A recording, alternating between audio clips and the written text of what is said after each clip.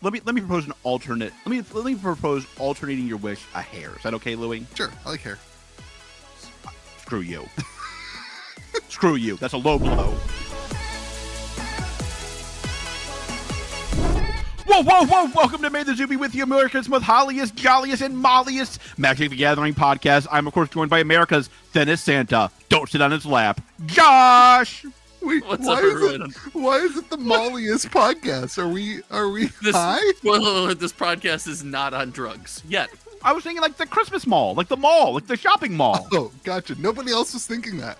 For the Well, record. that's because you're a druggie. I'm, of course, joined by America's apparently #1 drug user, Louis DeGeorge. I'll take that.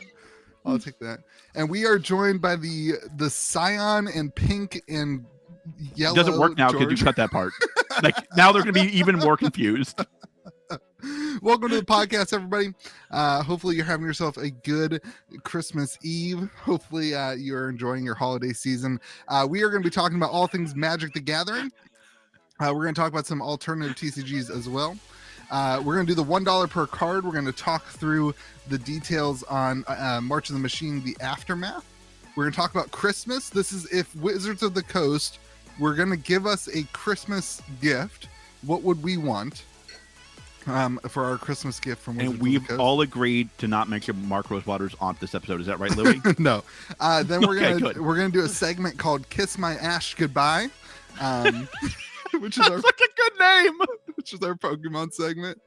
We're going to talk about Cryptic, a new TCG, and the market stabilization, as well as their new software. Then we're going to talk about the Christmas promos for Metazoo. So let's talk about this. Including the stockings. Yeah, the stockings. My daughter World's loves them. biggest stocking. Yeah, my daughter basically fits in it. It's great. I like that.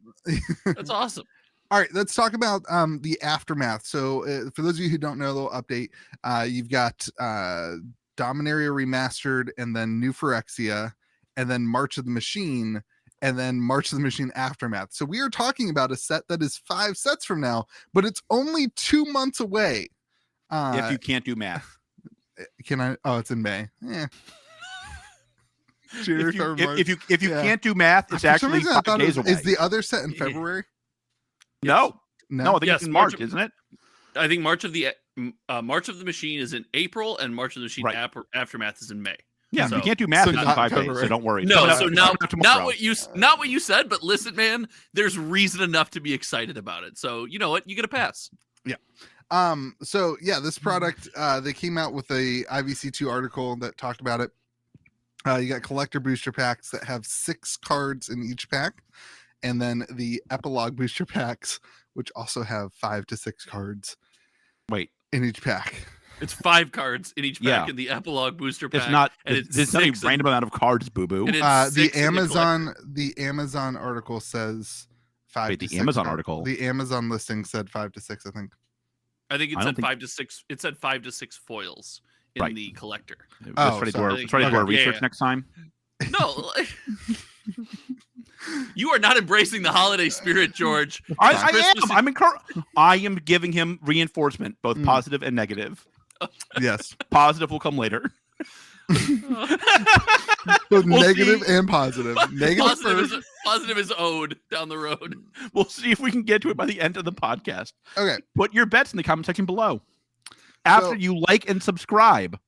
There you go. Positive I reinforcement. want to start Continue. here. What does this product remind you of? Do you guys feel like this is a new product? Do you feel like this Yeah. is an old product? What do you think that Wizards is trying to accomplish with this product? I think they're trying to find a better product mix. I think they know their current product mix is complicated and probably too large. And they're trying to figure out what can stay and what can go. Like I think if like the complete bundle works for Phyrexia, there will be no more bundle. There will just be complete fat packs. Well, yeah. Don't.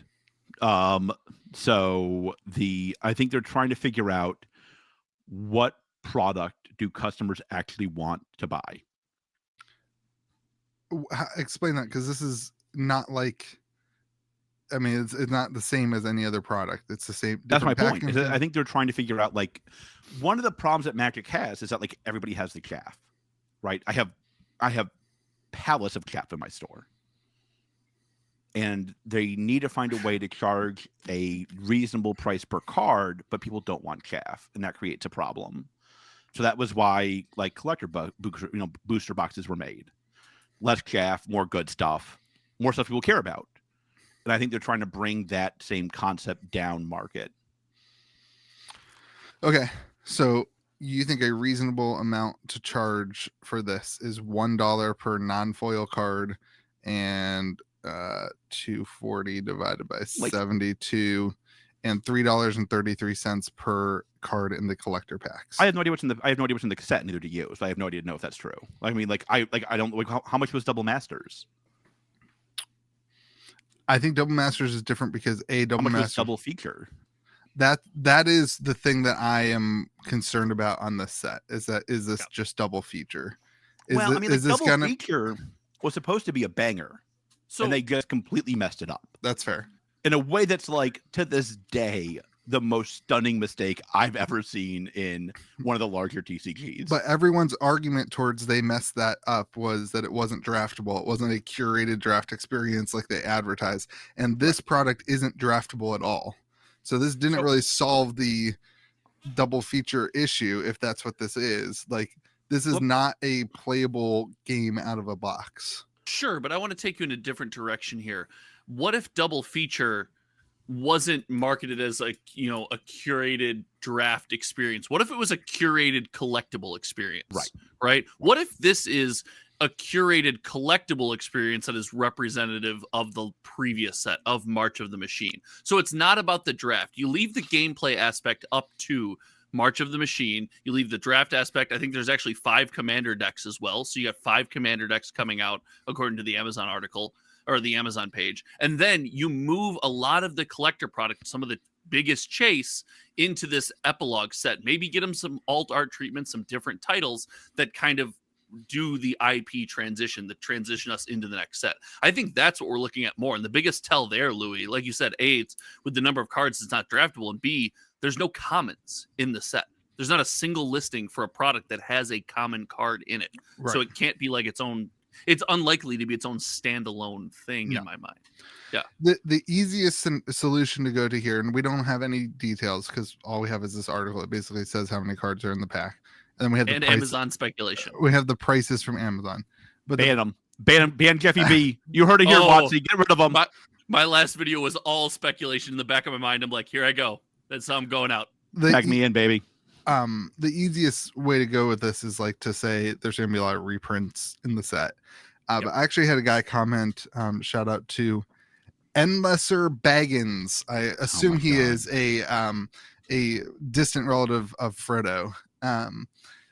And essentially he says that the story arc will culminate at the end of the set, of the MOM set. Josh and I had the exact same expression. Continue. But hold on. But that Wizards of the Coast has spoiled that there's going to be a big event that happens here in the lore, like a major thing that's never happened in the history of Magic the Gathering. And the thing that they are speculating on, that he is speculating on and use some sources to speculate on, is that this is how they're going to try to tie in all the universes into Magic the Gathering. Like, for lack of a better word, imagine like there's a rift in time space and everything comes in and money flies out of the universe, and wherever the money lands, that becomes a Magic universe. I'm in. That this thank God I don't care about lore, because I imagine if like I were a lore fanatic, shout out to a fan of the show, Magic Historian, I'd be like, why is your Transformers and anime in my Magic universe, and get this thing out? I imagine like lore people, they have to be bolder than me after this last year. And you know what? What's the next set? It's pretty bold. Phyrexia? No, after this. Oh, is that Lord of the Rings? It's Lord of the Rings. Well, that's Moho 3. Right, but my point is, like, they have this big, March of the Machine. The Phyrexians go away, everything blows up, everything whatever, and it all resets. And the very next thing is like, universes beyond, everything's in the same universe. You can play with your Lord of the Rings character. So that's the conversation that's going on the internet for like, what is this? What is the goal of this product? The goal of this product is to open up the universe so that everything can come in. Sure, and I like that. I don't mind that speculation. I think that's actually pretty fun. As far as a way or what this product does for the lore. I think what this, and again, I'm like stuck on this idea, and I asked people commenting in my video to get me off this. I really think it's a way to pull like chase cards out of this product and put them into a separate product. So it gives you a reason to buy the set when it comes out to play the game, and then another reason to essentially reenact with the cards in the set a little bit down the road. I don't know why, but I can't get that. It's 3 weeks down the road. We still have that. It's not like that's not unheard of for Magic. Another set 3 weeks later. That's not but crazy. You like that? Like, you think that's a win? No, I think it's different. I don't think that's a win. I think it's you like something Magic did? Josh? Yeah, no, Josh, are you sure? Are you okay, Josh? What George says, you man. like something Magic trying did? Things. They're trying things, right? And if they're doing it that way, they're trying something. Like, hey, can we build up some interest in the regular release and then bring people back again? So it's like the release lasts longer. It's just you don't get the collectible stuff till 3 weeks later. All right. Since we're going to go to wild speculation land, Hold on. Can I respond to that? If that's your case, Wizards, please stop trying things, because that sounds horrible. Yeah. Make sure you call Louis for that advice. If we're going to wildly speculate, I'll wildly speculate. I think this will be a greatest hits of this block of cards. That would be cool. And it will be What's a block anymore, though? Why do you want that? Okay, I like how somebody says, I think it will be this, and you're like, why do you want that? No, I'm saying to Josh, why does that? Because the product's coming. It's coming, and it's not going to be something unique. God, it's not going to be Louis, its own people thing. are allowed to like Magic products. Especially people who listen to Magic podcasts. A greatest hits is maybe something that could be fun to open. It could be a chance to relive the last year in Magic one last time. I don't know, man, because I'm taking some kind of positive view on something for like 2 seconds. That's why. That'll teach you. Okay, but Josh, have you thought about how everything is terrible? I'll say it for you, Louis. Oh my gosh. Wait, I just responded to you. Oh my god! If you're saying the collectability comes after, sure. If you don't have any collectability in the first March of the Machine set, I was responding to George's thing. Now listen, there won't be no collectability in the first March of the Machine thing, but let's take like serialized cards, right? Maybe the whole concept is there's no serialized. I'm in. Oh, hold on. Bingo card. There's no serialized cards in like the first release of March of the Machine, but then in this product you get serialized cards and you get the chance to pull serialized cards in Transformers, and that's moved out. You can still get alt arts treatments, special treatments, full art foils, but like some of the chase stuff has moved out. And again, we're how far out of the way? Like, we're just speculating here, man. Can I guess that there will be serialized anime Transformers in this set, or is that too far out? Serialized anime Transformers.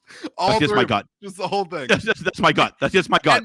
And my statement about the thing with George was based on me being incorrect and George being correct, right? Because we were talking about his scenario. Like, and I do like. Let me first say, like, I'm actually a big fan of double feature. I actually think I think that is a. Is that your second beer on this podcast? And how big is that?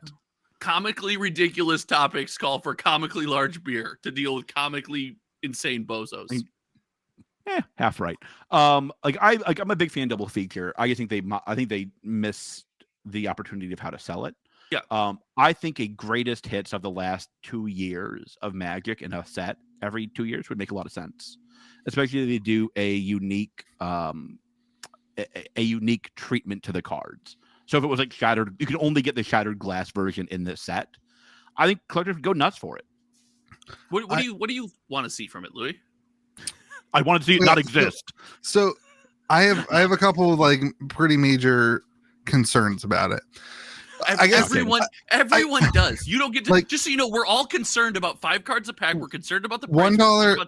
Listen, we all okay. are. So I want a couple things. $1 per card in the like cheapest version seems extreme. $3.33 per card in the collector version seems expensive.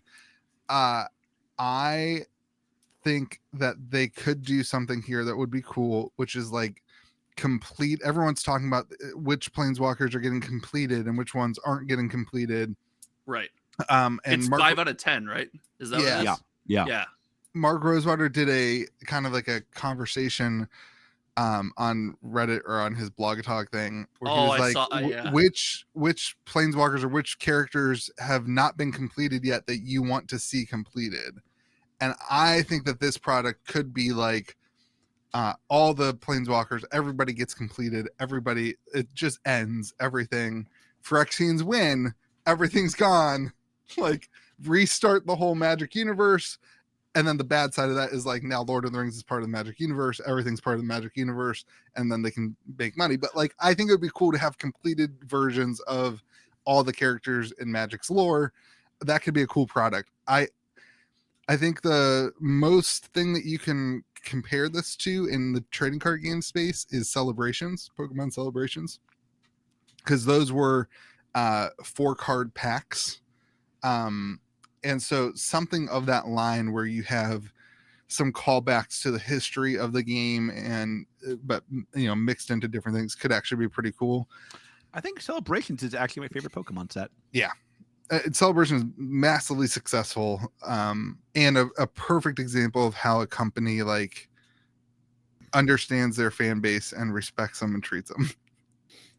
Like, wait, okay, hold on, Boo Boo. I asked a question. Weren't those $1.25 a card? Yeah, they were, and okay. Like completely fine. Completely fine. Like, I want to make something very clear. We all have concerns with the fact that these are 5 and 6 card booster packs because that could be very good. We've seen it Pokemon Celebrations. It could be good. It also could go very poorly. We all have concerns with the fact that there's no commons. It's probably not a curated draft experience because how are you drafting with 5 cards? Like, yes, you don't get to have the monopoly on the negative. I think we're all just taking the holiday season and trying to have some fun speculating on what Rosewater. That was not like, what is the holiday? Hey, it's Tuesday right now, or Monday, or some other day of the week. I don't know. It's not the holiday season yet. Look at my ball, man. I like how it is the holiday season. It's Christmas Eve, and you're like, sorry to ruin it for the viewer, but it's not Friday for us, so it's not like tomorrow's Christmas, and I'm ruining the mood here. Like, May the Zoo be with you live. May the Zoo be with you live. Let's do it. You might be ruining the mood here. Just we're on the same page. That that does not necessarily logically follow. Okay. So no, but I don't know, man. It's gonna be weird because the community hasn't taken to price hikes so far. Like there has been some pushback there, and now it's not necessary. I mean, there is a price hike, but theoretically it's a premium product. But there's the 5 and 6 cards, man. That could be a deal killer. Dominaria Remastered is going to tell you how this set's going to do. Is my gut. That's a great take, George. Someone else said that's fantastic. All my takes are great. It's great. If did you say that? Did he just steal a take from you? No, he doesn't watch my video, so no. That's correct. I told you what to do to get me to watch your content. What do you have to do? I fell asleep when you talked. Like if Dominaria Remastered does well, this set'll be fine. I think. If Dominaria Remastered flops,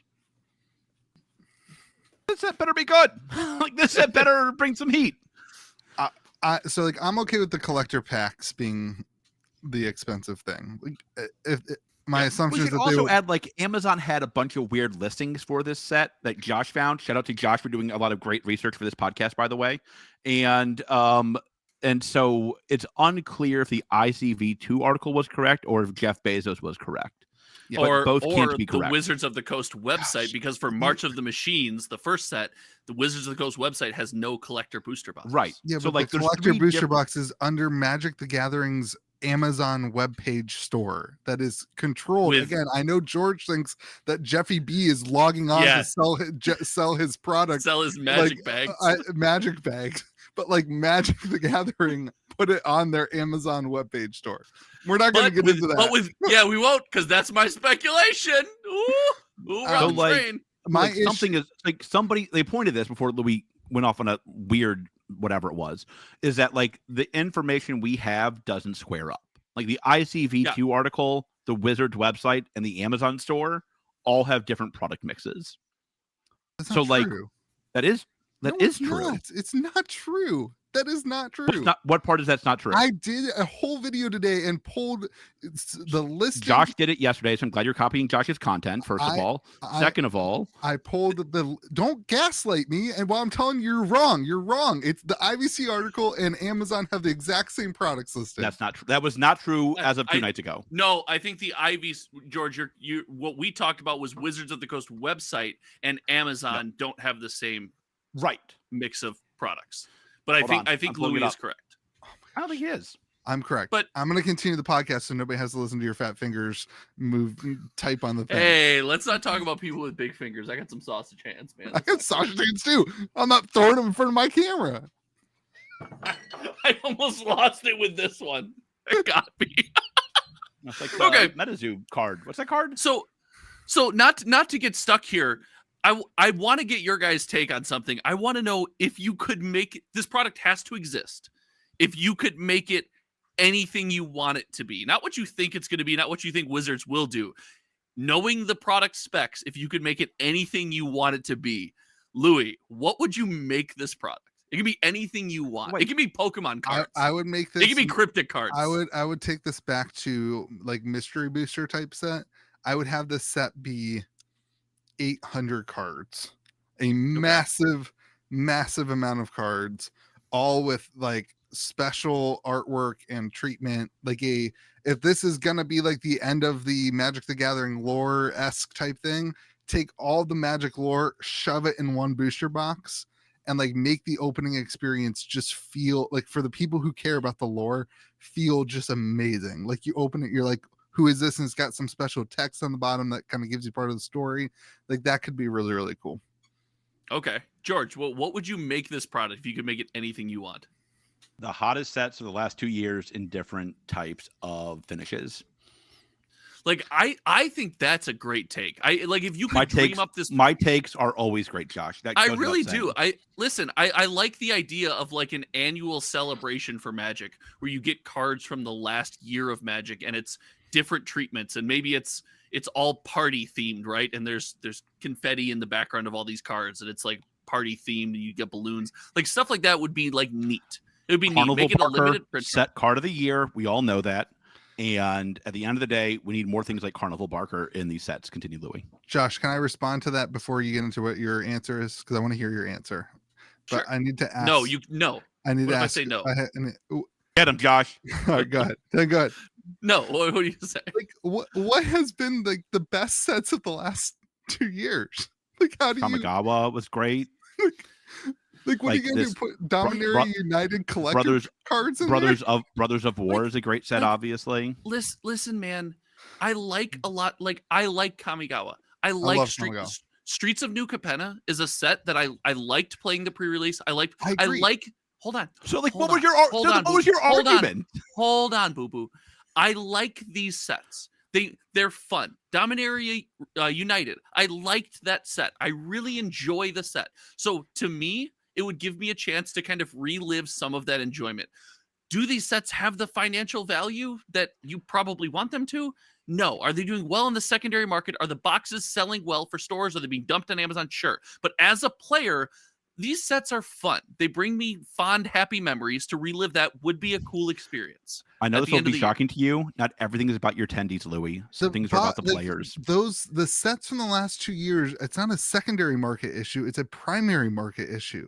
They're not selling from the stores. They're not selling from the first market for them. So why would we do a whole nother reprint of all the cards from the last 2 years when the market has all the cards we need?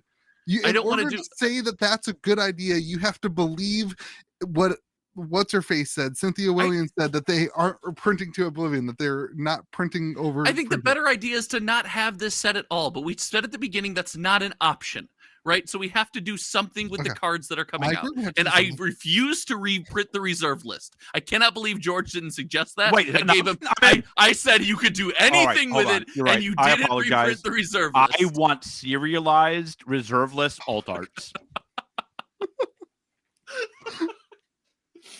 I also want them to promise that this time they mean it. This will be the last printing, and then reprint it again in 2 years. Continue, Josh. This is so. If I could do anything, if I could do anything with the set, it would be a Universes Beyond version of real world Magic events. So you would get cards, reprints of actual Magic cards, but they'd be reskinned and named for real world events that happen. Like when the I'm out. When the collected company player upkeeped a collected company because people think he was cheating, you would get a collected company that only came in foil, and there would be like flavor text on it with like a picture of someone rifling and cheating through their deck or something. Like I think that would be cool. You don't think that would be neat?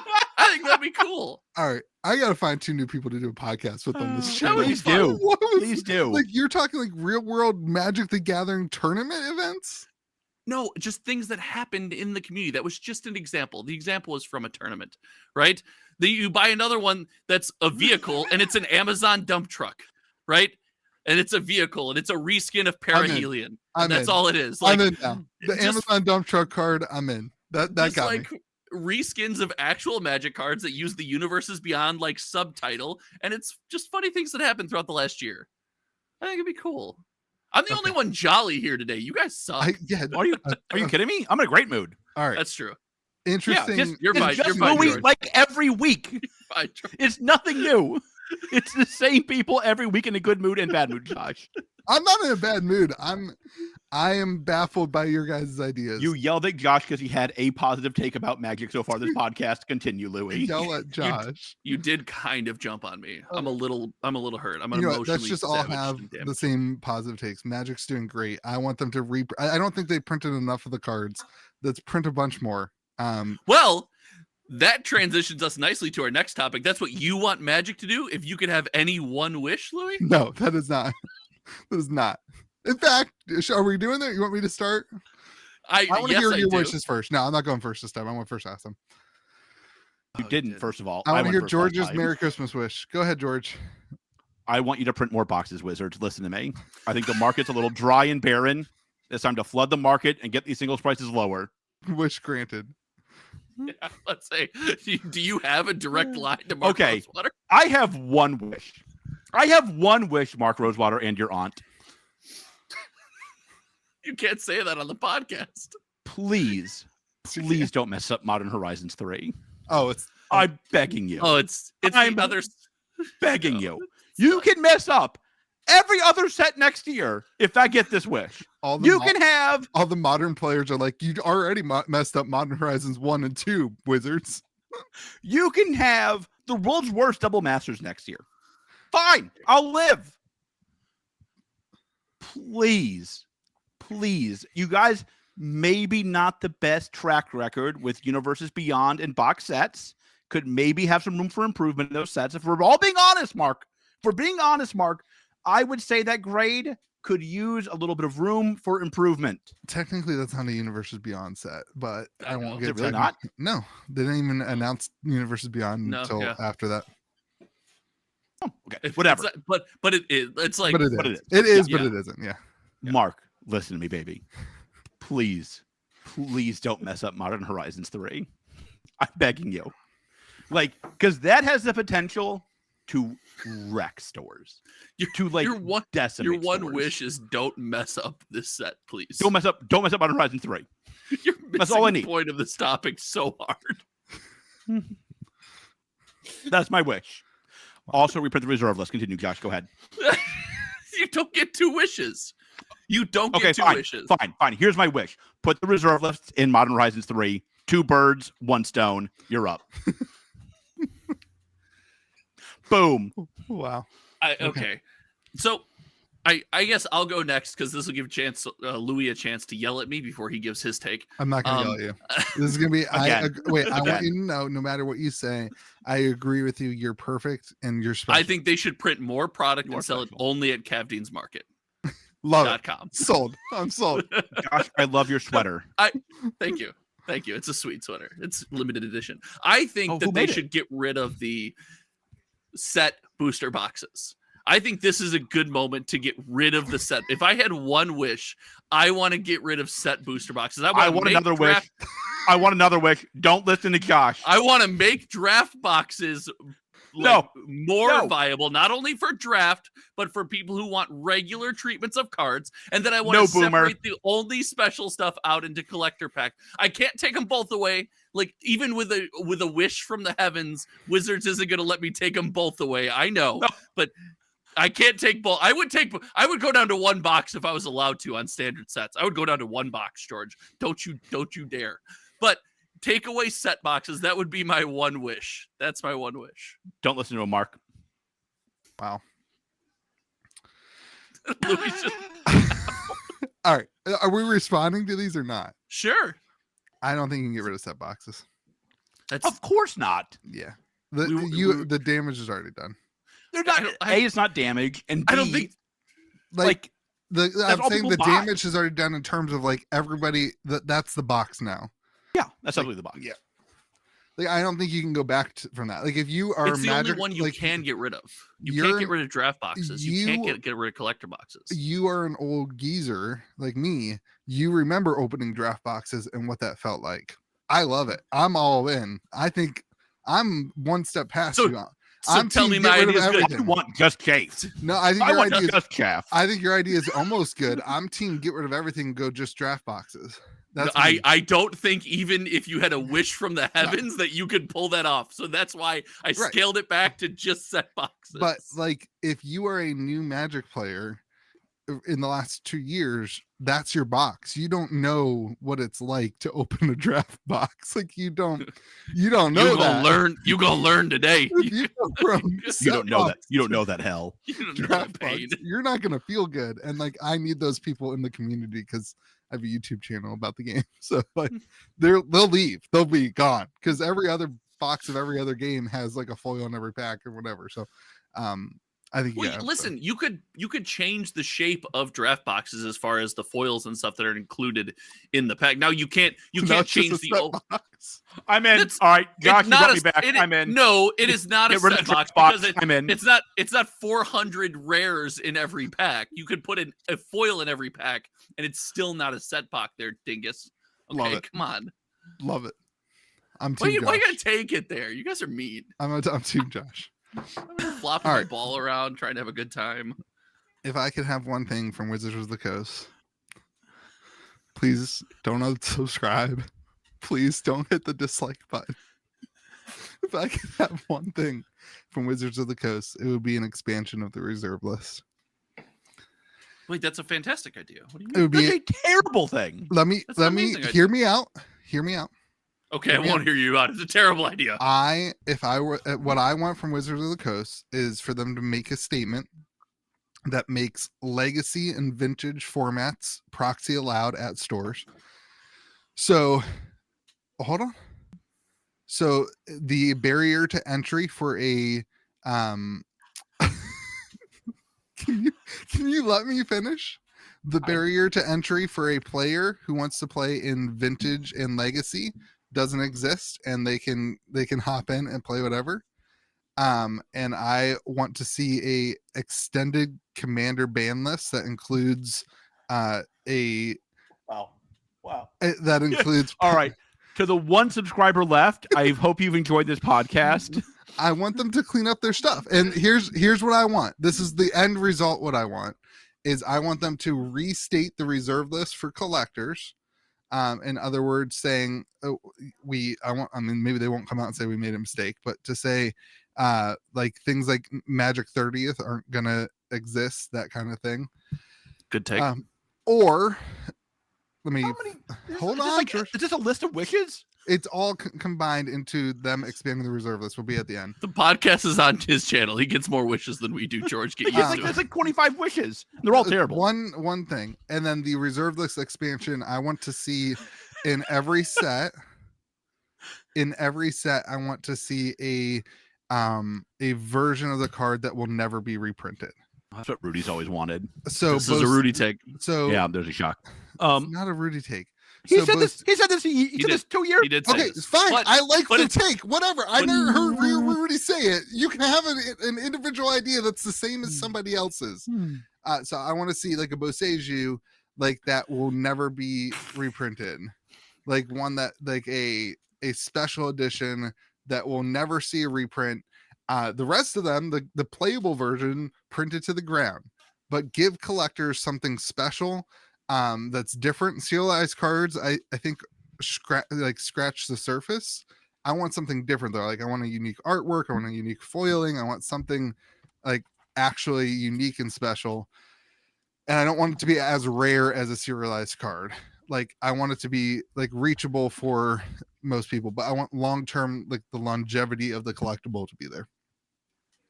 So expand that into the reserve list. Wait, you're talking about adding functional? Wait, before I want to understand. No, you obviously let me ask the question before you start chastising others like you already have the whole podcast. Is it going to be only art reserve list, or is it going to also be? Are you also going to have other functional cards on the reserve list? No functional cards added to the reserve. Oh, then that's fine. I don't care about that. That's silly. And honest, I know the pushback to this will be massive. Why? But I was gonna keep saying it, but then you go the whole time, so I didn't get to verbalize my thoughts. You have no right to say that so far. You just verbalized several wishes for the last minute and a half. You just did a 20-minute wish list.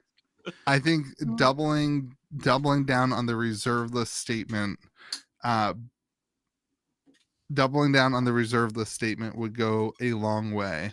I think you can fix the formats by allowing proxies, and Commander doesn't need to be fixed because Commander is a like power level thing. Yeah. But Vintage and Legacy, that kind of format, allowing proxies and allowing stores to run events with proxies would be massive. Yeah. So there's two things. No, Wizards probably George. can't legally Wizards probably can't legally say like you can use proxies. There's probably legal problems with that. Like I think there's legal reasons that WotC can't say proxies are cool, that you're allowed to use them. There's probably legal reasons for that. Maybe Mark Rosewater's aunt will become president and she'll make it legal one day, and then we can have a different discussion. She's really pulling her weight there. Yeah, I mean, she is the MVP. She is the MVP of this podcast by a mile. She is carrying this podcast on her back. And listen, here's where I do agree with you.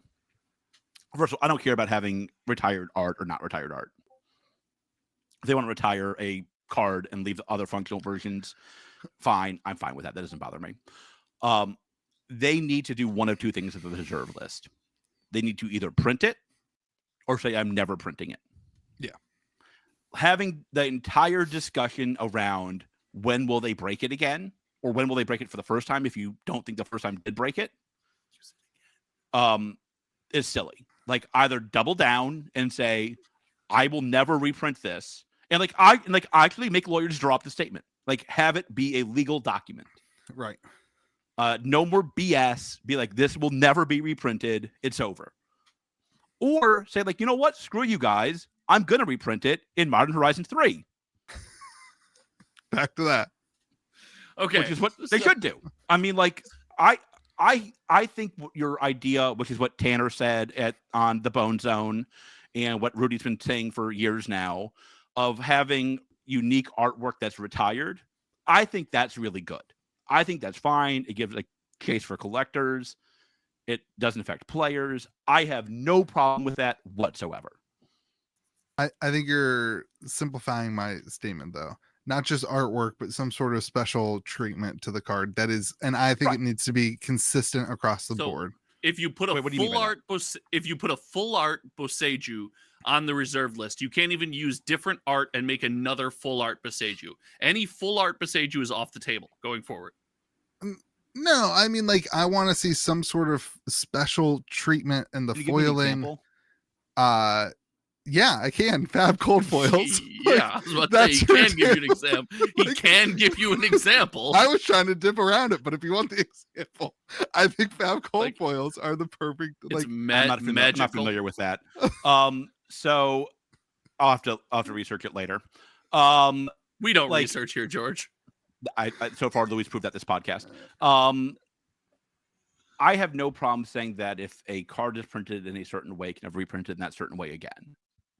I don't love that. I do prefer just retiring artwork, but that wouldn't keep me up at night. Like the reserve list actively bothers me. I think the reserve list is actively stupid. Retiring artwork is not. Why we always butt heads on this point? It's so ridiculous. So I'm gonna ignore It's because that. you're team fat cats and I'm team the people. So, Which is so weird. Like we acknowledge that this is weird, right? Like this is I'm goofy. team But the people. No, I've So, always been a Louis, man I of the want to people. respond to like 40 of your wishes, right? So first and foremost, your playing with proxies to make legacy and vintage more accessible. I would, for a lot of other games, I would be on board with something like this. But Magic has the unique, I guess, environment where there's so many ways to play the game that are always full of people. I'm okay if those environments are a bit inaccessible. And I know that's weird, but it's because you can find a way to play Magic the Gathering at almost any price point at this point, and you can find a community for it, right? You know who can't find a community who wants to play? People who want to play vintage and legacy. They can't find they can't find a community to play because they don't want to play can Magic afford the it. Gathering. They want to play vintage or legacy, which is a way that they want to engage in the game. Wait, what? Josh, don't make me agree with Louis. Josh, turn around. They can find another way to engage with the game. Okay, well then you're not allowed to play Pioneer anymore. I'm telling you, you're not allowed to play Pioneer anymore. Well, but I can.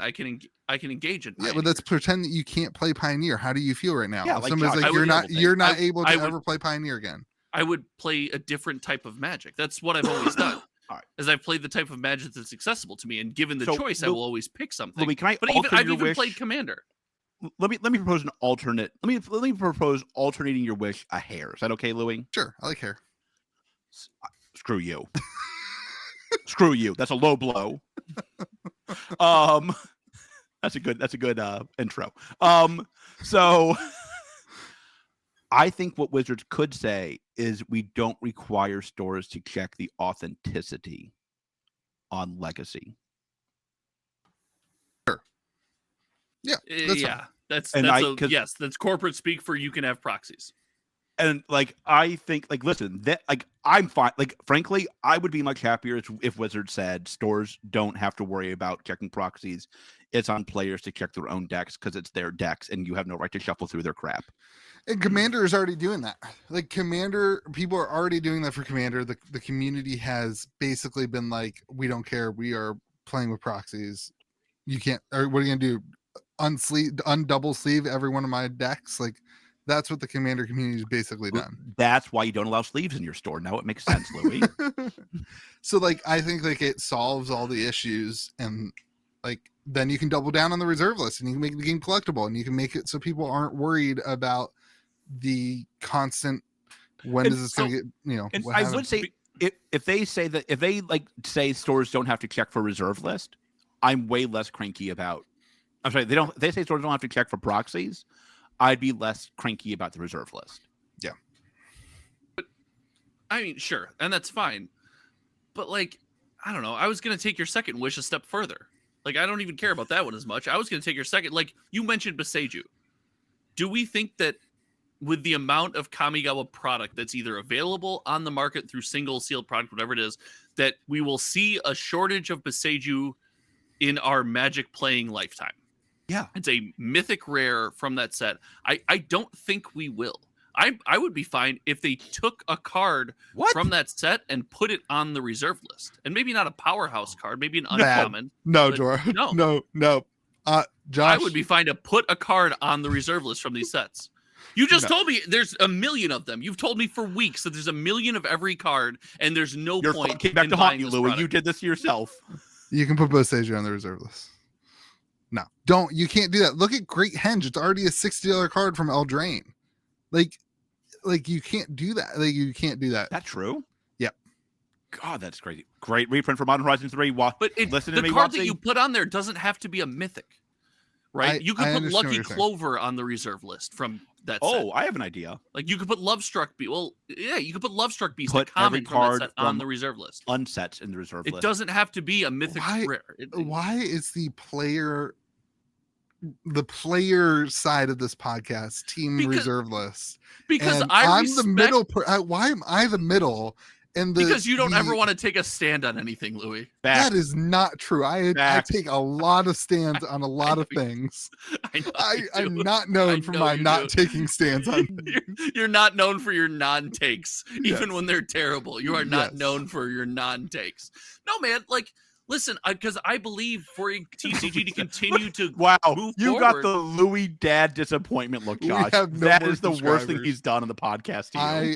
We have no more subscribers. That's it. It's on. Hang it up.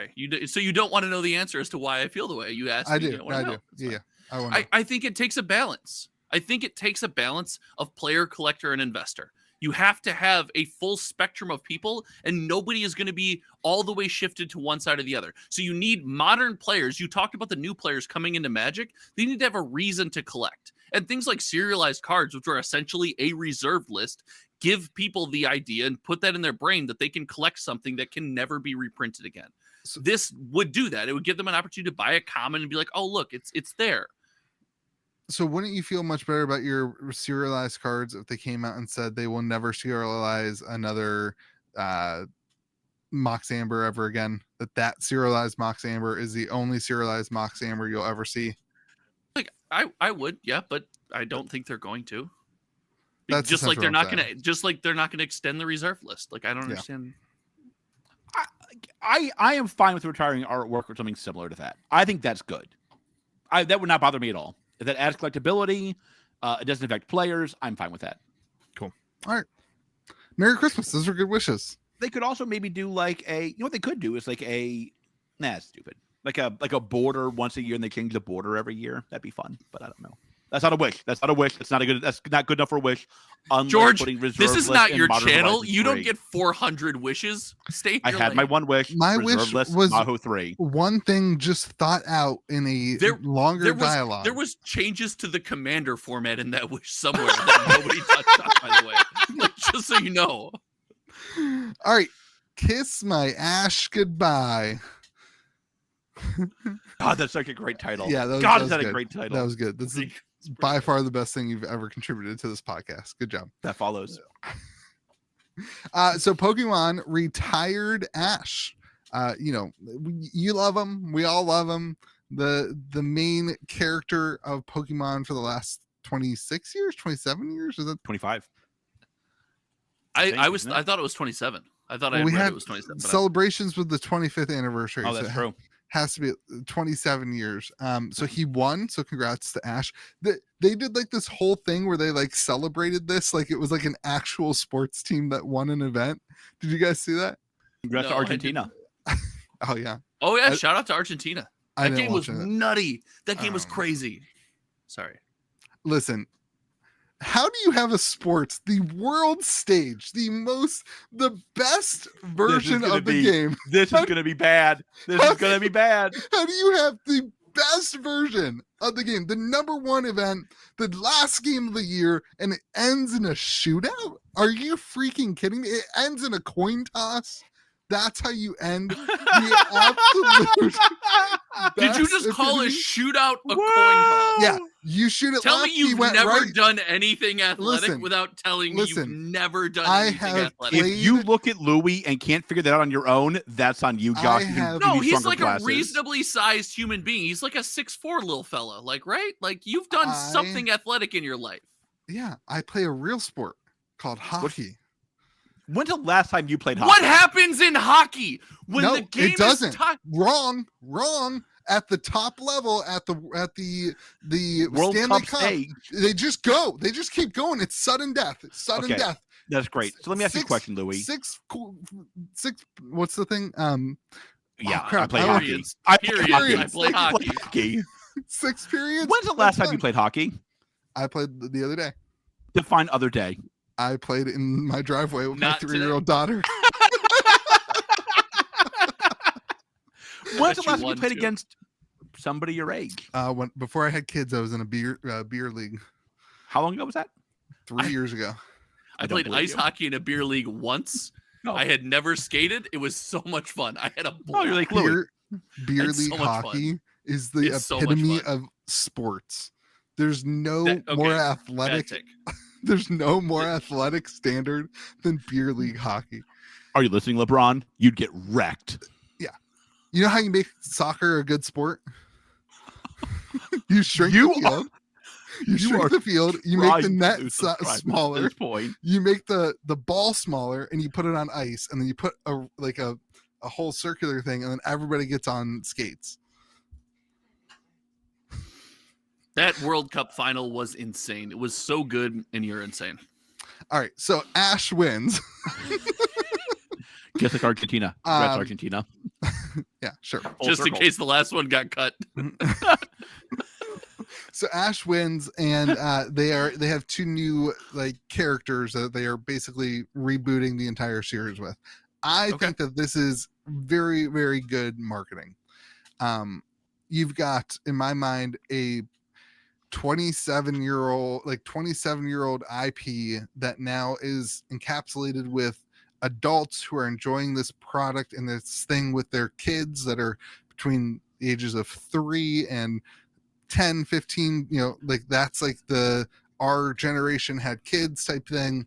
And this is a perfect chance for them to reboot this and get both parents and kids excited to enjoy an IP together. And that is why I love the longevity of the Pokemon IP and why I have a lot of faith in Pokemon. I'm going to go ahead, George. I have no strong feelings on anything lower. Congrats to Ash for winning. I'm very proud of you. I hope your dreams continue to come true and you continue to catch them all. I think you could have just as easily made the argument that they retired Ash, so now those parents are less invested in the product. They're not going to engage with their children as much. Lord, I think you no, but you could have just said a bunch of nonsense that doesn't necessarily make sense in my mind. I don't know. He probably said nonsense. We can all agree on that. But I do think what Louis, at the core of what Louis said, is correct, and that is having Ash be 85 doesn't make a lot of sense. Well, he never aged. Yeah, I don't think he aged. Yeah. That didn't happen. Why was he retiring? He never aged. Yeah, that's what I'm saying. It's not like he actually aged out. He's just a cartoon. Then this is a stupid topic. Good job, Louis. What the better topic is that the Pokemon cards, the Pokemon that I would watch. I can relate to that. He's got no hair, balding, Hawaiian shirt. Give me that Pokemon collector. Pokemon collector. Are we gonna talk about the new boxes and the new packs that are coming out with? They have the silver borders and all that stuff. Sure. Because you don't think about it, apparently. That's what I just learned. The new Pokemon packs are awesome looking. They're getting rid of the yellow borders and going to silver borders, and I am hyped AF for that. Yeah. They're basically, and also they did the weird price increase, which I don't really understand when they made this change to. I think they're trying to get the American Pokemon boxes to feel a little bit more like the Japanese Pokemon boxes, which by all standards is a huge increase and huge win. Is objectively better. Yeah. It is not subjectively better. If you prefer the American Pokemon packs and Japanese Pokemon packs, go do some soul searching. You're a bad person. Josh, don't even think about it. I'll yell at you like Louis did. The silver border will look good. I love the more hits. I love they got rid of some of the chaff hits. Great changes all around to the boxes and the cards. Good job, Pokemon. They increased the price, but they also gave people more packs in the ETBs, which is huge. Which I don't understand at all, because it's not a price increase. Then it's you have to buy more stuff. It works for them logistically. It then allows them to an ETB doesn't cost them more to ship and deliver to stores and all that if it has one additional pack into it. But everybody said that the price increases are due to paper costs, not shipping costs. Everybody has said this. But it's all combined. I think everyone's said that. I think it's all that part of stuff's it. combined. Yeah. like, I mean, I don't know how much it costs the difference to add another pack to the box for them, but my point saying that at the end of the day, it costs the consumer more, but they also gave the consumer more, unlike Magic, which costs Oh my more for the God. consumer, Oh my and they God. gave the Here we consumer go. less. Here we go. Shocking. Like- This was my fault. I proposed a topic today that was just like, oh, positive, fun. Let's go off the rails. Let's just enjoy ourselves. Yeah, you know what? This is on We me. did that Viewers, for one topic, and then you this two one's on fought me. about the reserve list the whole time. This one's on me. This one's on me. All right, kiss my ash goodbye. All right, Merry moving on. Christmas, everybody. Cryptic. Finally, we get to talk about Cryptic. Have you guys Hey, heard Louis, much have about? you been buying any boxes lately? Have you guys heard much about Cryptic lately? Hey, Louis, I have a great idea for a deck, but I don't have the right cards. Where can I go to buy the cards for Oh my this gosh. deck? I'm thinking. Every of? time we do this, it's just like you guys make it seem like I just want to pump my single store. Like that's not the goal. That is in my pre-show notes. No, it's not. Sent to me by you. It is not. Gosh, you guys are the worst co-hosts. I like how I'm trying to help you promote your store, and I get chastised for that. Yeah, and that's so I Like, decided wow, to lean I in. was trying Screw to you, help you man. out. Fine, go to midmaxgames.com for all your Cryptic singles needs. Go ahead, continue, Louis. Captainsmarket.com does have Nope. Cryptic singles. Nope. Nope. No, it doesn't. No bags. The market has stabilized at about $150 a box, like $135 to $165 a box, depending on where you're getting it from, Discord, eBay, wherever. 130 to 150 seems about right. Which I think is a great price coming off the Kickstarter. And I think like that this should be the goal. We talk about indie TCGs a lot, Kickstarter TCGs a lot. I think anybody who wants these games to come out and go to the moon needs to go back to 2021. Because that was when that happened. I also think that's bad for games. Yeah, I agree. like it is bad for like if me and Tanner had long talked about this before the Kickstarter box is released, and he was like, what should scare me? I'm like, this is easy. Your box goes to like $2,000 in a week. Yeah. Because like what goes up will come down, and it comes down hard, and it comes down ugly. And it's not like these games get the benefit of the secondary market either. So all that money went to a bunch of like assholes' hands, and like the game still is kind of cash strapped, and like it's a mess because now the community's fighting with each other. It's just like it's bad when box prices go up too high too fast, and it makes it hard to judge what the next print run should be for the next set and that kind of thing. Because there's no real demand. It's just speculation. That's how you get these stupid print runs that some of these games did, is because the speculators completely messed up the data of these companies. If you're buying a box of Cryptic, it's probably because you want to open a box of Cryptic to play with it. Yeah. That means like Tanner will know how many people are using his product as intended. Right. So super cool. I've been watching a couple like Whatnot streams. People are super excited to hit the full art, even like the full arts and the box toppers. People are super excited about that. And then the white text and green text Cryptic text cards are seeing like a pretty good, like, and I don't think it's like outrageously priced. They're going for like the white text are going for like $75 to $120 a card. Well, it depends. Like I've gotten some stupid offers for my Brassman. Yeah, so Brassman's will, the Rosa, like all the like I'm saying like the general ones. Like, I've gotten some offers that are like, should I sell you to my green text Brassman? It's not green, right? No, it's white. Yeah, white Brassman. So it's cool, but the guys around me have been like we're playtesting a new we're trying to create a format, like a multiplayer format that's a lot of fun. How is it not PvE? Why are you not doing not the only thing you hear about? I'm not smart enough to make a PvE format. Also, nobody wants PvE anything. Continue, Louis. I'm not smart enough yet. We're trying to create best take on the podcast yet. Absolutely. PvE is the dumbest thing all these games try. Team PvE. We're doing a cool thing. So this is the format we're trying, where we you bring your deck, and so my issue is my deck that I play in like the regular one-on-one format is aggro. So then we sit down to play at the end of the tournament, like a couple of us sit down to play a 4-player game, and like aggro completely misses. Like you run out of cards, you maybe can kind of take one person out, but even that's like a coin toss. Like you can't do anything in aggro in a 4-player format. So the idea is that you bring a overlord. So there's 4 overlords in Cryptic, one for each of the factions. The idea is that you bring an overlord and it goes in the center of the table, not like commander where you get to cast or anything like that, but anybody can attack the Overlord. And if you attack and kill the Overlord doesn't deal damage to you. Like you just like can attack and kill it, then it becomes part of your like board state.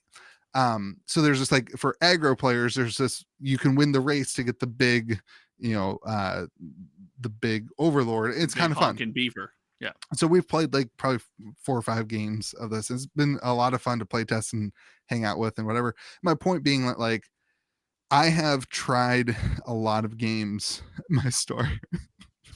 I've tried a lot of games at my store and nothing stuck. And like people are really loving it. So it's funny. cool. I had a customer who has played basically every new game my store has ever carried, which is probably more than your store, to be honest. You've been around longer, but yeah, I'm older and wiser. Yeah. And he has asked me about one game and where we're going to keep promoting it and how we're going to keep having tournaments for it. Yeah. It's Cryptic. I mean, like, I do think like what Cryptic has going for it is that the people who like it love it. And it's hard not to like it because it is familiar enough for Magic fans that they can sit down and understand it, but it's different enough that people would prefer it. Yeah. The mechanics play like Magic, but the strategy doesn't. The strategy and the feel of the game, the execution of the game is not Magic-esque. Yeah. So to pick up the game and understand the logistics of the game, if you've played Magic, you can play one game, you're in. Like you can actually like play the game. But like figuring out how to win and figuring out what the strategy is, it's completely different. So Cryptic's in that spot now where, like you guys mentioned, Kickstarter boxes are going from 130 to 150. I know that coming in this next year, we're going to get the first wave like at distribution that's going to like game stores. That's not going to be Kickstarter, right? Yeah. What would you encourage both stores and maybe someone like me who's looking to explore the game, and without telling me to just buy singles at CavatinsMarket.com, yeah. How would you encourage first a store to like engage with Cryptic, knowing that this product might be a little riskier than Kickstarter product, but if you get a community, this game, people gravitate to it and enjoy it so much, they're really going to enjoy it. And how would you encourage a player? Like, where would they find it? What should they do? Should they be buying booster boxes, buying singles, drafting? What should they be doing? So I think like this brings up the issue with Kickstarter games, which is like, if you're a store and you miss the Kickstarter, potentially you're just as well. But this is why you have to have a wave 2, which is what Tanner's doing. Is called wave 2. You have to have a distribution product in order for a new store to not have to go to secondary market to buy boxes. And that is a risk. Like going to secondary market right now and buying boxes at $135 a box or $150 a box as a store that you're trying to then resell to your customers. That's real risk. As opposed to like buying a box at distribution for distribution pricing and then being able to sell it at a normal booster box type price in your store that people are used to and normalized to, I think is the idea here. This is why you have to have a wave 2 so that stores can actually take the game and then profit off of it and make money as a store. Okay. So if I was a store, I would say like lean into wave 2. Don't order 50 boxes of wave 2, but maybe order a case of wave 2, right? Like maybe order a case of wave 2 boxes and 10 of the starter decks, right? So you have product in your store for somebody to come up and pick up and play. That's what I would do as a store if I was like a new store looking to pick it up. And as a customer, I would personally suggest you go to Kickstarter boxes, but I would, if I were a store thinking about getting wave 2, I'd reach out to Tanner tonight and ask him for 10 booster decks. Booster decks are a great play. I would give them away to my best customers, and I would be like, play this and let me know if you want to order boxes. Yeah, that's what I would do. I mean, like if they say like nope, all my ideas are always great. If they say nope, then I'd be like, all right, may the magic be with you. Like. People seem to really be liking the game, though. I know they had a great tournament in Texas, not quite as big as the one in South Carolina, obviously. Chumley was there, still couldn't bring it in. No, Chumley Good celebrity. George, better celebrity. I cannot wait till my event has more people at it than George's.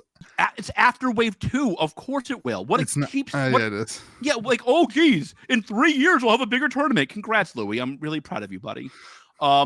Like, you know, after it has wide release, we'll have more people. Yeah, brilliant move.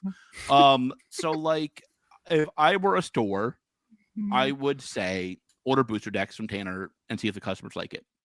If you're a if you're somebody who wants your store to carry Cryptic, and the owner's like, I don't carry new TCGs, here's what I would do if I were in your shoes. I think this is the far more likely scenario, to be honest. Yes. I would tell the store, listen, boss, here's the deal. A case is 6 boxes. The boxes seem to be selling for, what are you selling them for, Louis, at cavdainsmarket.com for wave 2, at cavdainsmarket.com? $110 a box. At a great value, at $110 from cavdainsmarket.com. And they said, and so I would go to the store and say, listen, boss, here's the deal. You're going to buy 6 boxes of wave 2 from Southern Hobby, the only distributor that's carrying this right now. And I'm gonna prepay you, or I'm gonna pledge. If I can't prepay, I'm gonna pledge to buy 3 of them from you at 110. Yeah. Buy the other 3, reserve 1 for draft, and sell the other 2. I wouldn't say that you need to worry about draft right now, but other than that, I think a store's draft. I mean, like, stores draft. Like, my store drafts.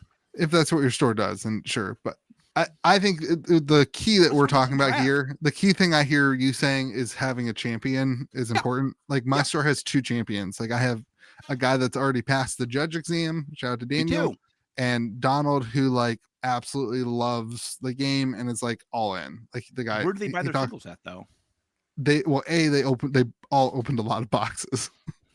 That's what makes them champions. When you open a number of boxes in a store, you get badges. Yeah. It's Pokemon and Cryptic all in one. Shout out to Noah, though, who didn't want to buy a box because they were like $170 or whatever. And in my bundle, I had that bundle that had a box and the decks and the booster deck thing. Anyway, so he didn't want to buy, but he got a whole deck for like $42, something like that. I think what would be interesting. Deck. I want to hear from, and maybe this is a good time for the people that are still around really interested in Cryptic. If you're like a store champion, I want to hear like what your strategy is. Are you building multiple decks in the comment section? Like, are you building multiple decks and bringing them so people can try it out? Are you more focused on encouraging the game store owner? Are you trying to just play pickup games in between other games? Like, what is the community doing? What are all the store champions out there doing to build these communities? I think that is really interesting. And I hope someone can put that in the comment section below, because I'd love to check that out. Yeah, I mean, like, people seem to be loving Cryptic. Great new software release this week, obviously. Oh, yeah, we didn't talk the about tournament software. Shout out software. Super simple to use, simple to create an event, simple to check in, simple to be like, I won or lost. Except for me, mine glitches and says I always win. I gotta submit a ticket about that. And like, Tanner is taking play super serious. Yeah. Like, he literally found a company to make the software that will make his game easy to play. Yeah. For sure. Which is big. Like, and like, that is the number one complaint stores have about new TCGs, is like, on busy days, the software lags. On like, some softwares just don't work. Some software, like, I've had tournaments in my store for like big level tournaments, and the software flat out won't work. Yeah, and then you end up using Magic software, which is hilarious. Right. It's unacceptable. Like, that's unacceptable for a new TCG in 2022 to have software that does not work. Yeah. Also, unintuitive software is like that store is already under pressure with a new TCG. They're already feeling it. They're already worried about rulings, and then the software like doesn't work the way it's supposed to, or you don't know how to start the event or repair a round that goes something like it's got to work. It's got to work. It's like, if you guys don't care to fix your software, I'm not going to care to run it. All right? It's not that hard. Yeah. And like, you know, like, Tanner put his money where his mouth is. He found a company to make him the software he wanted. Like, shout out to Tanner. Good job. Yeah. Nice. Good stuff. Okay.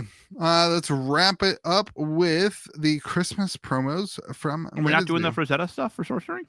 No, we already talked about the Frazetta stuff for Sorcery. We talked about this already. Fine.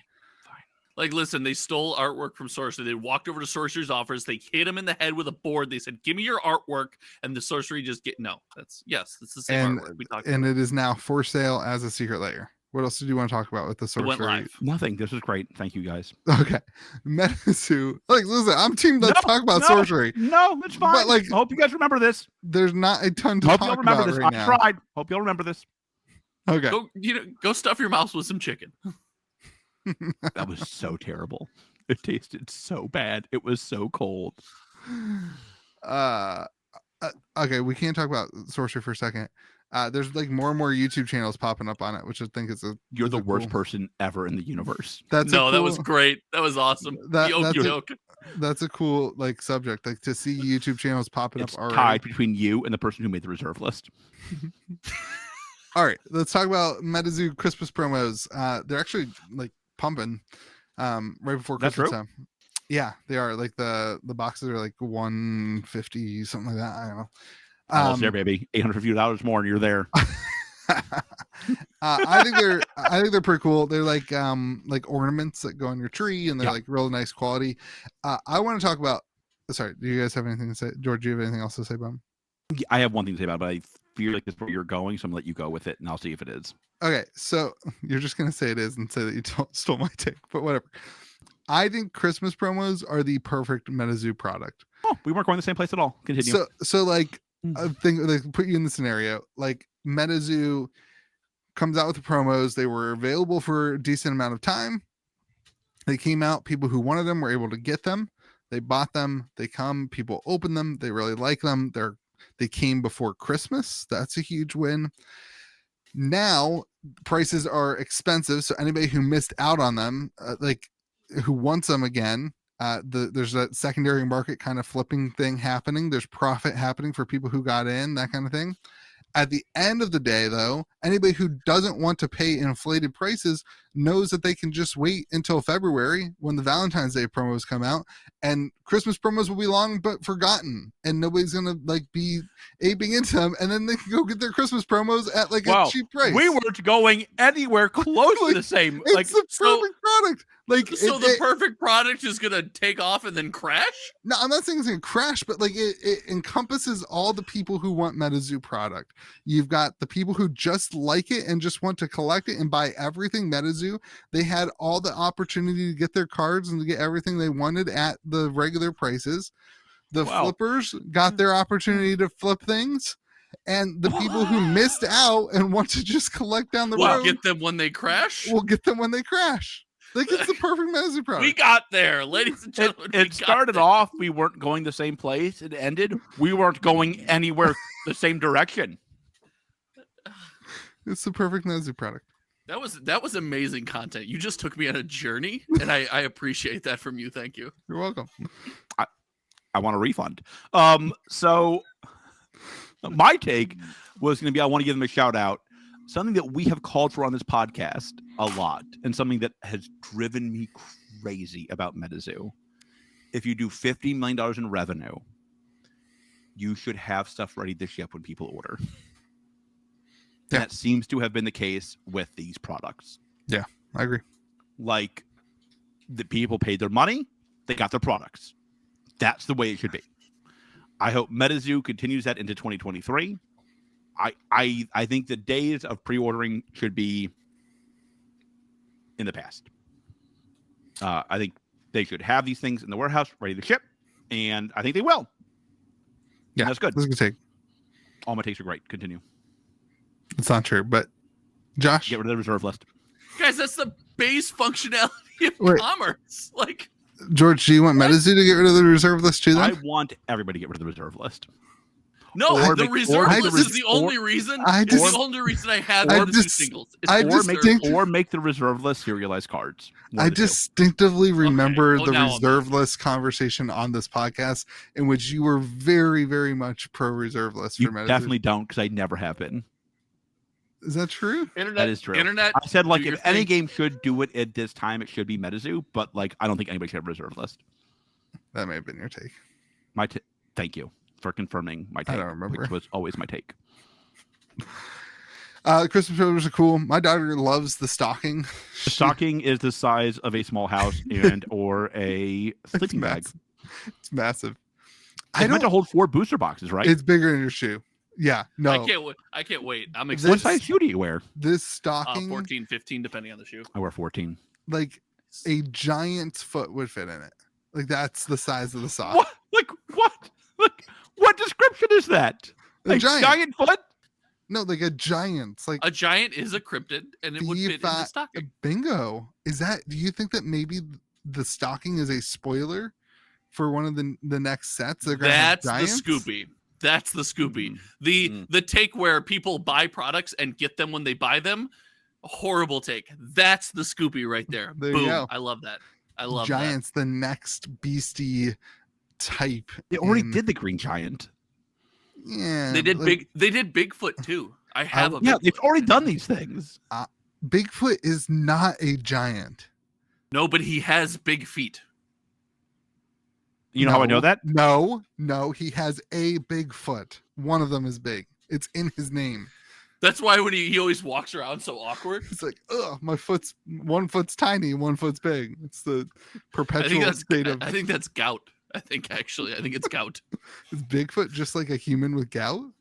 Yeah, it's me in 12 years. Is all it is. It's One of my buddies had gout. I know gout is something you still got. yeah. Only if you're George's buddy.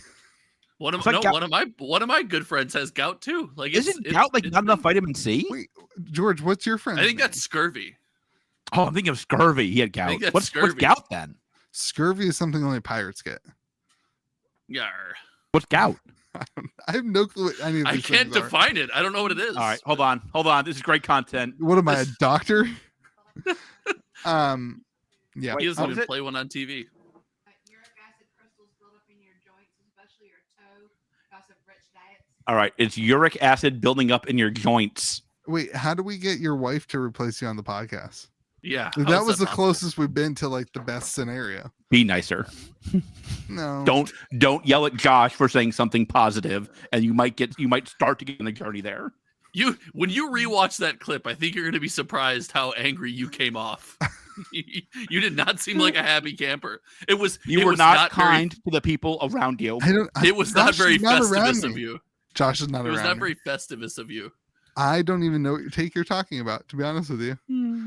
Like I don't even know what scenario. I'm angry so much that it all blends together. All right, can we talk about something else? Nope, that's it. That's the podcast. What are you guys getting for Christmas? Probably going to my in-laws. Probably hanging out with the family. It's Cameron's first Christmas. Little baby Nominary United is her first Christmas. Oh, that poor child. Named after that set. Legends. That's all. codes- the That's all Legends she's codes are getting. really gonna pump I've, it. I've called your kid something way worse, Louis, if it helps any. That's me. Both my kids. Little baby Hey, monarch and shout little out! baby- I'm attacking the person who talked about my kid's hairline and compared it to George's in that video. She was in one video and she compared their hairline. I'm attacking that commenter. You don't get to comment anymore. Don't comment on this podcast. No, you can comment. You don't comment on Josh's channel. I need the algorithm. Yeah, make sure you like and share this and subscribe, despite Louis saying that every card should be in the reserve list. No, I did not say. Oh my gosh. God, I'm so good. I knew he would not be able to help himself. For Christmas, Brothers of War. For Christmas, I want 2 new co-hosts. You just want the world to burn. Like, listen, Everyone, if the I'm not on a podcast applications- with George, it's fine. applications for Metazoo with you in 2023 will be live on January 1st, and I'm glad you can be the co-host in 2023 and the applications start in 2023. That's great planning on your part. yeah. No, You're you the guys kind of executive I always hear about. you guys have to stick on. You guys until we get replacements. So, George, you ready to do our own thing? That's great. 100% I'm in. Have fun. Metazoo be with you. All right, everyone. Everybody check out the Bone Zone with Jordan. Continue, Louis. It'll be tagged. It will not be. I already did that once. I'm just gonna start saying certain videos of mine are gonna be pinned. What in should the I have comment pinned this section every week? week. Somebody Well, asked me yeah, the other day. They said, "Hey, where can I find Josh's channel? It's not pinned or in the description anywhere." I said, "That's fair." Pin his channel. Pin his which is channel. that's ironic. That's ironic that we've pinned some other stuff, and here I am, blood, sweat, and tears for you. No, Yeah, I probably should have responded with the link to your channel, but I don't think I did. You're such an ass. He has responded to links with his own channel and said, "Make sure you like and subscribe, and it'll magically appear." I love you, dude. Make sure you go subscribe to Hometown TCG. Oh, don't let the guilt get to you now. Let me finish. While you're going around to a bunch of different channels, go subscribe to Louis DeGeorge, my personal YouTube channel, of which I'm doing cryptic content on. Can we please call it Kitchen Table 3.0, or is it No, like too soon? it's not. That channel is whatever I want it to be without worrying about anything. I don't care about the algorithm. I don't Did care you take about down your yoga video or no? the yoga video is now private. That's what people want to see. I think Louis. I have an old link. I think That's you sent what this to me people early in wanna our see. You friendship. don't have an old link. The video is private now. So unless I invited your address, Can you please make it public on Christmas only? Make it public Christmas Oh, only. what do you mean? I What will do you mean? Invited my address? Are you gonna release my address to people? your email address. Okay, this is the worst ending to any podcast. Are If you guys still doxing here- Josh? Are you really, man? I thought we've been through this. I'm gonna put his phone number public for everybody to see it. That's what I'm Please doing. Doxed me don't. before God. on this podcast. Just we're on the Please same don't. page. Please don't, Louis. I'm sorry. Louis, I'm sorry. Take it back. I did do that to In fact- George In twice. fact, this podcast title is based off of you doxing me. Yep. I didn't dox you. I just No, revealed your no, phone number. no. Actually, I didn't reveal it. I just showed everybody where it No, that's was true. on one of the websites for a game that we were talking about. So anyway, Oh, that's not bad. Anyone not could for have found me. it. No, you just did the legwork. You just did the legwork. Okay, everyone, if you're still here, have yourself a merry little Christmas, happy holidays. We're so glad that you joined us today. Remember to be kind to the people around you, and may the zoo be with you. And also with you. You know.